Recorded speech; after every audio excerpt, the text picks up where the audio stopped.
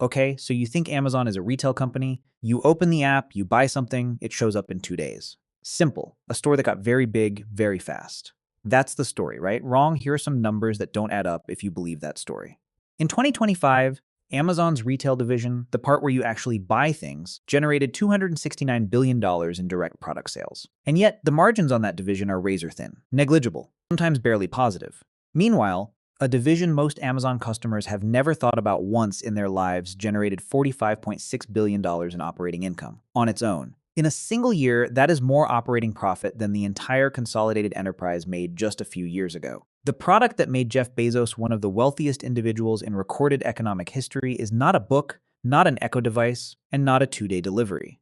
It's something hiding in plain sight, a machine built on compounding infrastructure, behavioral psychology, and a strategy so long-term that Wall Street spent a decade nervous about it. By the end of this video, you'll understand the hidden economic engine behind all of it. It's 1994. The internet is new, commercial, and deeply chaotic. And the retail distribution model has a structural problem nobody has solved yet.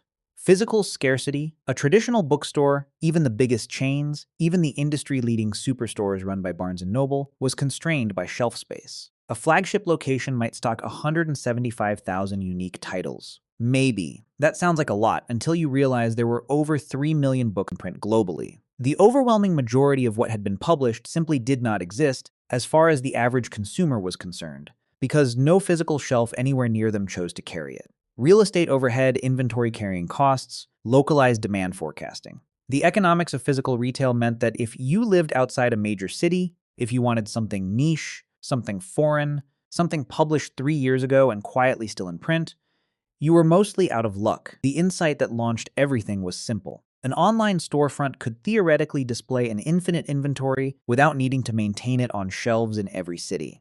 In its earliest form, the company operated as a digital broker, routing orders to publishers and wholesalers and shipping directly to consumers, bypassing the fixed costs of traditional retail entirely. This highlighted a fundamental economic principle that runs through everything Amazon does to this day. Markets disproportionately reward businesses that systematically remove scarcity from the value chain. By converting the retail shelf from a scarce physical asset into an infinite digital database, the company achieved a selection advantage that no physical competitor could match. But books weren't what made Amazon unstoppable. The choice of books as the launch category in 1995 was not born of literary passion. It was an analytical decision, almost clinical in its precision. The founder reportedly compiled a list of 20 potential product categories in 1994, narrowed them to 5 serious candidates: compact discs, computer hardware, computer software, videos, and books, and then ran the numbers. Books won for reasons that had nothing to do with storytelling. First, standardization. A book is one of the most commoditized consumer products that exists. A specific edition from one retailer is identical in content and quality to the same edition from any other. That eliminates the informational asymmetry that made early internet users hesitant to buy uninspected goods online. You don't need to feel the pages. Second, catalog depth. 3 million unique titles globally. No single competitor could stock more than a fraction. The virtual inventory model was maximally disruptive precisely here. Third, logistic simplicity. Books are durable, non-perishable, and easy to package. Their dense, predictable dimensions maximize space utilization within postal networks. The unit economics of shipping a book in 1995 were about as favorable as anything being shipped. Fourth, universal demand. Literature crosses every demographic and geographic boundary. There was no ceiling on the customer base. Amazon wasn't choosing a passion project. It was choosing a beachhead, a category that would let it validate its transaction systems, build a brand reputation, and accumulate a loyal customer database before repeating the formula everywhere else. And once it worked, that's exactly what it did. In 2001, the dot-com bubble had collapsed. Amazon's growth was stalling. Wall Street was impatient. The company was burning through cash and had been since the beginning. And it was at this moment, when a lesser company would have pivoted to short-term profitability, that Amazon's leadership team sat down with business strategist Jim Collins and made the decision that changed everything. Collins introduced the concept of the flywheel, the idea that great companies don't rely on single breakthroughs, but build self-reinforcing loops that generate compounding momentum over time. On the back of a napkin, the leadership team drew their version of it. It works like this. A relentless focus on lower prices and faster delivery drives a better customer experience. A better experience drives more traffic to the platform. More traffic attracts independent third-party sellers looking to access that demand. More sellers expand the overall product selection available. A larger selection further improves the experience, which drives more traffic.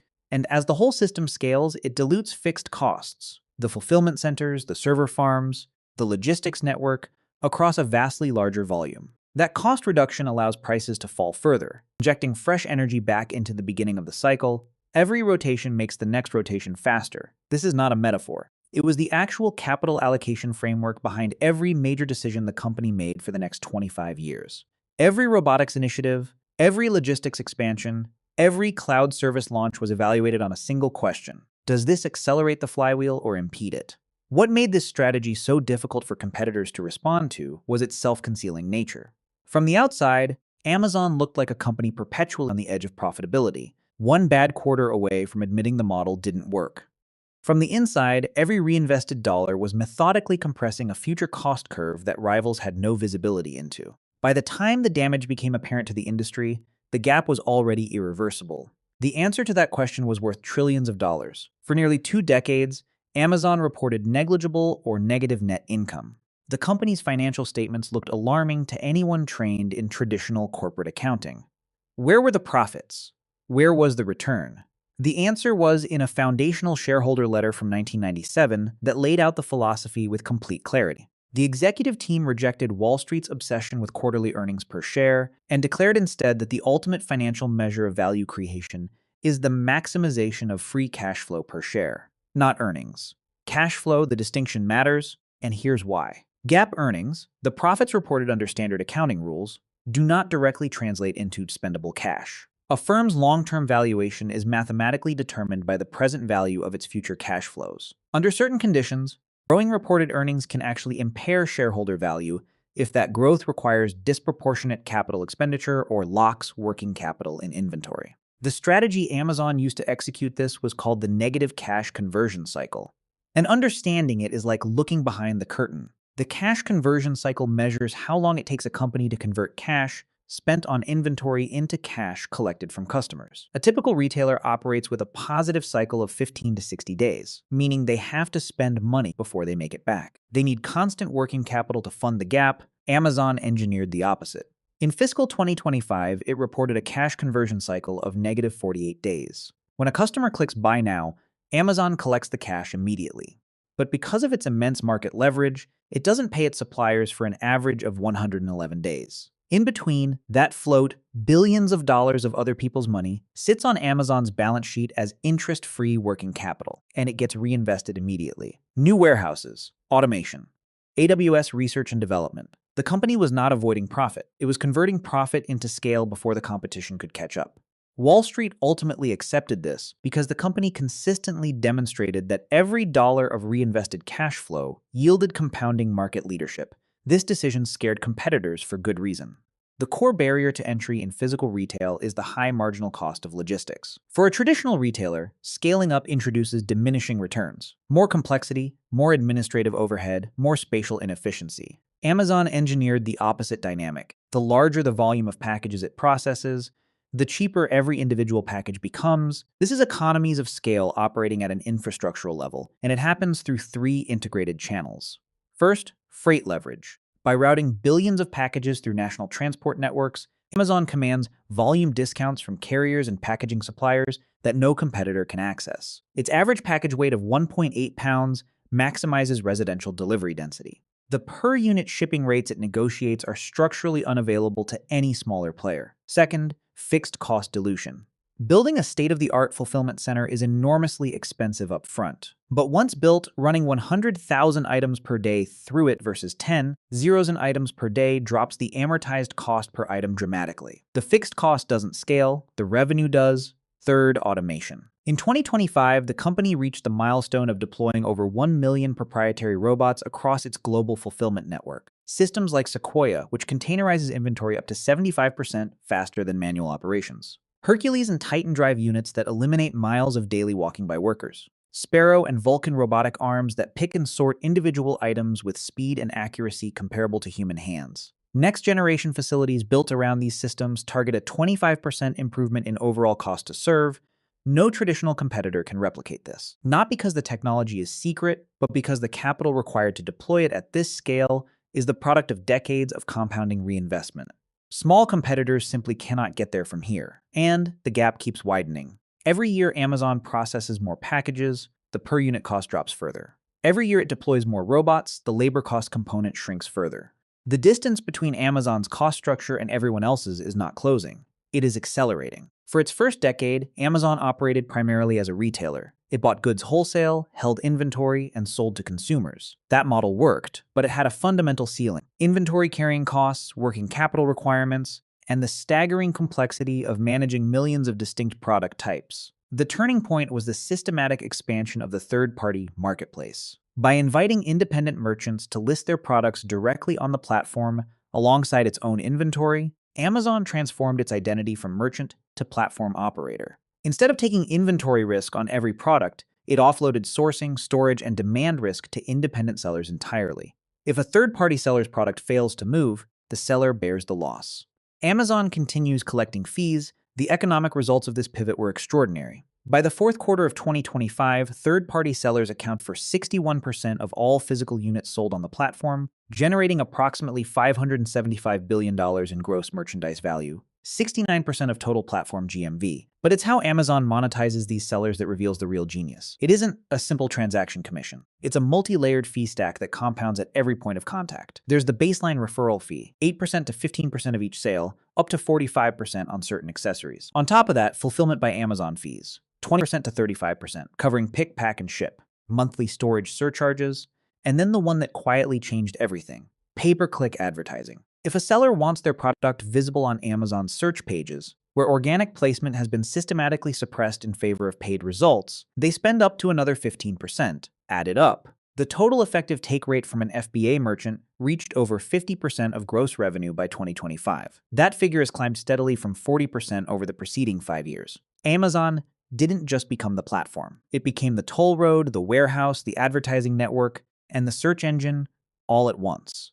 Every seller who joined strengthened the flywheel, and every dollar in fees funded the infrastructure that made it impossible to leave. Here is the number most people are not aware of when they think about Amazon's business model. In fiscal 2025, Amazon's retail segments, North America and international combined, generated $588 billion in revenue. Impressive, staggering even, and yet they delivered only $34.35 billion in operating profit. That is an implied operating margin of 5.84%. Amazon Web Services generated $128.73 billion in revenue, and it delivered $45.6 billion in operating profit, an operating margin of 35.42%. A division that represents less than 18% of total revenue generates more than 57% of total operating profit. That asymmetry is the entire story. The origin of AWS traces back to 2003. The company's internal software engineering teams had noticed something inefficient. Every new project required building custom database, storage, and compute infrastructure from scratch. The company had, without intending to, built an extraordinary technical competency in scalable modular infrastructure. Andy Jassy and his engineering team mapped out a vision for what they called an Internet OS, a set of standardized, automated infrastructure primitives that any developer could rent on demand via web services. No need to buy servers, no need to build data centers. Just pay for what you use. When AWS launched commercially in 2006, it invented the modern cloud computing industry. The business model is structurally different from retail in every meaningful way. Retail sells products with thin margins and volatile demand. Cloud infrastructure sells compute capacity on subscription and usage contracts with high switching costs, high margins, and recurring revenue. Once an enterprise builds its technology stack on AWS, migrating away is a multi-year, enormously expensive undertaking. By the first quarter of 2026, AWS's AI-driven revenue run rate alone surpassed $15 billion as enterprises worldwide rush to train and deploy AI models on its infrastructure. This is where most of the money actually comes from. And the profits fund everything else: the logistics expansion, the automation, the international retail losses, the R&D. AWS is the engine hiding inside the warehouse. In 2005, Amazon introduced Prime. Traditional retail analysts predicted it would bankrupt the company. The math looked terrible on the surface. In 2016, the company was spending roughly $120 per Prime member in shipping costs against a subscription fee of $99. They were measuring the wrong thing. The program was not built on favorable shipping economics. It was built on the sunk cost fallacy, one of the most powerful and consistent patterns in consumer psychology. When a customer pays $139 upfront for an annual membership, something fundamental shifts in their purchasing behavior. Shipping now feels free. They've already paid. To extract maximum value from that initial investment, they default to Amazon for virtually every shopping transaction. Not because it's always cheapest, but because it's the option that makes their membership feel worthwhile. The empirical results bear this out. The average US Prime member spends somewhere between $1,170 and $400 per year on the platform. The average non-Prime customer spends $570 to $600, a consistent 2-to-1 spending ratio. Prime members also stop comparing prices. The friction of searching a competitor site is no longer offset by the potential saving, because the shipping is free. Rival merchants lose before the race begins. With over 200 million members globally, the subscription generates more than $30 billion in annual recurring revenue. Predictable, high margin, arriving before a single product is sold. The company collects its money before the customer has decided what to buy with it. And then Amazon added Prime Video, Prime Music, and a suite of digital perks that had nothing to do with shipping. Suddenly, canceling Prime didn't just mean losing fast delivery. It meant losing entertainment. The switching cost was no longer about convenience. It was about lifestyle. The customer wasn't choosing a retailer. They were choosing to stay inside an operating system. For years, Amazon depended entirely on UPS, FedEx, and the US Postal Service to deliver its packages. That reliance created a structural vulnerability. Capacity bottlenecks during peak seasons, limited control over the delivery experience, and margin compression every time a carrier raised rates. So Amazon built its own logistics network, not supplemented, not partially built. Fully, end-to-end, from fulfillment center to front door. In 2025, Amazon Logistics delivered between 6.7 and 6.9 billion parcels in the United States. For the first time in history, it surpassed the US Postal Service to become the largest domestic parcel carrier by volume, capturing nearly 30% of the entire domestic shipping market. In the same period, Amazon slashed its UPS shipping volume by more than half. The physical infrastructure behind those numbers includes fulfillment centers, middle-mile sorting hubs, and an air cargo fleet of over 100 aircraft performing more than 250 daily flights. In 2025, the company rebranded from Prime Air to Amazon Air Cargo, signaling its intent to sell excess freight capacity to third-party clients who don't even sell on the marketplace. The logistics network has become a standalone commercial product. The last-mile delivery operation runs through a program called Delivery Service Partners, launched in 2018. Rather than employing hundreds of thousands of drivers directly, with all the labor liability, insurance costs, and union risk that entails, Amazon engineered a structure where over 3,000 to 40,400 independent small businesses operate regional delivery routes under exclusive contract. They lease branded vans through Amazon-approved providers, hire their own drivers, and bear the employment and maintenance costs. Amazon, meanwhile, retains ownership of what actually matters: the routing algorithms, the customer communication channels, and the performance scorecards that determine whether each DSP partner survives. The operational risk is externalized. The intellectual property stays home, the automated warehouses and cargo planes are visible. But the central nervous system coordinating all of it is invisible. Every click, every search query, every product page viewed for more than 15 seconds, every shopping cart abandoned, every post-purchase review, it's all collected in real time and fed into a machine that does not think of itself as a retail store. It thinks of itself as a prediction engine optimized for transactional throughput. The most visible expression of this is dynamic pricing.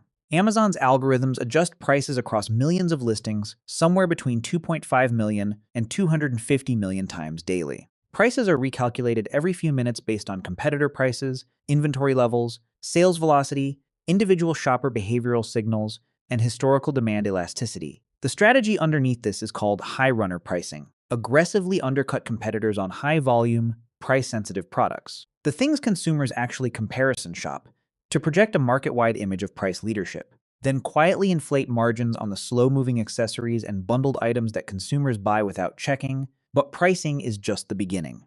Patented in 2013, the company's anticipatory shipping system begins shipping packages before the customer has clicked buy. Machine learning models analyze behavioral signals, search history, how long a customer lingered on a product page, regional demand trends, and achieve prediction accuracy of 85% to 90% for high-velocity categories. The package is shipped toward a geographical area, and the final delivery address is locked in as the customer completes the purchase during transit. The result: delivery times measured in hours, not days. Data doesn't just support the business. At this level of scale, data is the business. Every new customer interaction teaches the machine something the machine will use to win the next one. The most common strategic mistake made by analysts looking at Amazon from the outside is to treat its advantages as replicable given sufficient capital. They aren't, not because the technology is secret, but because the compounding timeline is irreversible. In 2025 alone, Amazon's capital expenditures reached $200 billion, directed primarily at building high-performance AI data centers and expanding physical automation networks. That single-year figure exceeds the total revenue of most traditional retailers. And the network effects compound in ways that spending alone cannot recreate. Consider multi-channel fulfillment. Amazon uses its FBA warehouses to pick, pack, and ship orders placed on external platforms. TikTok Shop, Shopify, Salesforce Commerce Cloud. It charges a premium for this service. Its competitors' sales channels have become revenue generators for Amazon's logistics network. Consider Buy with Prime. Independent brands can place an Amazon checkout button directly on their own websites. When a consumer uses it, Amazon processes the payment, fulfills the order through its network, and captures the transaction data. The brand experiences an average 16% conversion lift. In exchange, it surrenders direct customer relationship ownership. Amazon gets the data. The merchant gets a better checkout conversion rate and loses the ability to build a customer relationship of its own. The structure is elegant. Amazon does not need to own every store to extract value from every transaction. It simply needs to make its infrastructure so deep, so efficient, and so embedded into the commercial internet that bypassing it becomes more expensive than using it. Copying Amazon means copying 3 decades of irreversible infrastructure investment, a logistics network at unmatched scale, a behavioral data asset accumulated across hundreds of millions of customer relationships, and an AWS profit engine that funds losses elsewhere indefinitely. No traditional retailer can get there from here. The same structural dominance that makes Amazon's business model so durable has also made it one of the most scrutinized companies in regulatory history. In September 2023, the U.S. Federal Trade Commission, joined by 17 state attorneys general, filed a landmark antitrust lawsuit alleging that Amazon illegally maintains monopoly power in both the online retail market and the marketplace services market. The core allegations focus on something called buy box suppression. When a third-party seller offers their product for even a penny less on an external platform like Target or Walmart, Amazon's automated system removes the prominent Add to Cart button from their product page, demotes their search ranking, and disables their pay-per-click advertising access entirely. The seller's sales volume collapses by 40% to 90% overnight. The FTC argues this creates a de facto price floor across the entire internet. Sellers are forced to inflate their prices on competing platforms to protect their viability on Amazon. The agency also singled out an internal pricing algorithm called Project Nessie, designed to predict which competitor platforms would automatically match Amazon's price increases. Nessie raised prices on Amazon first, inducing competitor algorithms to follow, artificially ratcheting up consumer prices across the broader e-commerce market. Then, in September 2025, the FTC secured a $2.5 billion settlement, $1 billion in civil penalties, and $1.5 billion in consumer restitution to approximately 35 million customers over deceptive Prime subscription enrollment practices. The company had used interface designs specifically engineered to enroll consumers without clear consent and built a cancellation process so deliberately complex it required navigating 4 pages, 6 clicks, and 15 options. The seller economics paint their own picture. The total platform take rate has climbed from 40% to over 50% over 5 years. Independent merchants squeezed by rising fees, and a sponsored search environment where organic visibility is systematically suppressed now operate on net margins of 10% to 15% after all costs. The number of active marketplace sellers dropped from 2.4 million in 2021 to 1.65 million in 2025. The platform that built its flywheel on the premise of seller subparticipation is now extracting from those same sellers at an escalating rate. Jeff Bezos managed this company around a single philosophical distinction. Day 1 versus day 2, he wrote, is stasis, followed by irrelevance, followed by excruciating, painful decline. Followed by death. To prevent day 2, an organization must maintain 4 defenses: intense customer obsession, deep skepticism of administrative process as a substitute for outcomes, eager adoption of powerful external trends, and high-velocity decision-making. Apply that framework to everything we've covered, and the actual business becomes clear. Amazon does not sell books. It does not sell electronics or groceries or cloud server space or streaming content. It sells the systematic elimination of friction. Its retail division is not the business. It's the flywheel accelerant, A high-velocity transactional channel that generates consumer data, feeds the advertising network, justifies the logistics infrastructure, and locks in Prime membership psychology.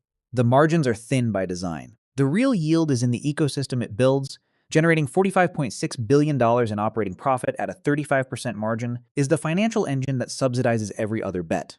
The advertising division, generating $68.64 billion in revenue on high margins, is the quiet giant most consumers don't think about at all. Logistics, now the largest domestic parcel carrier in the United States, is an infrastructure play that has made Amazon indispensable to the physical supply chain of the economy. The 2-day shipping is a hook, the subscription is a lock, the data is a moat. The cloud is the profit center. Every new customer who opens an account doesn't just generate a transaction. They feed a machine that becomes incrementally more accurate, more efficient, and more impossible to displace. Their search queries teach the recommendation engine. Their purchase history sharpens demand forecasting. Their Prime membership funds the next warehouse. Their AWS usage funds the next acquisition. That is the network effect operating at civilizational scale, the flywheel spinning so fast that the individual spokes have become invisible. So the next time you open the app and order something for same-day delivery, understand what you're actually looking at, not a store. An infrastructure company that built a store to feed an engine, and used that engine to become the invisible utility running underneath the modern commercial world.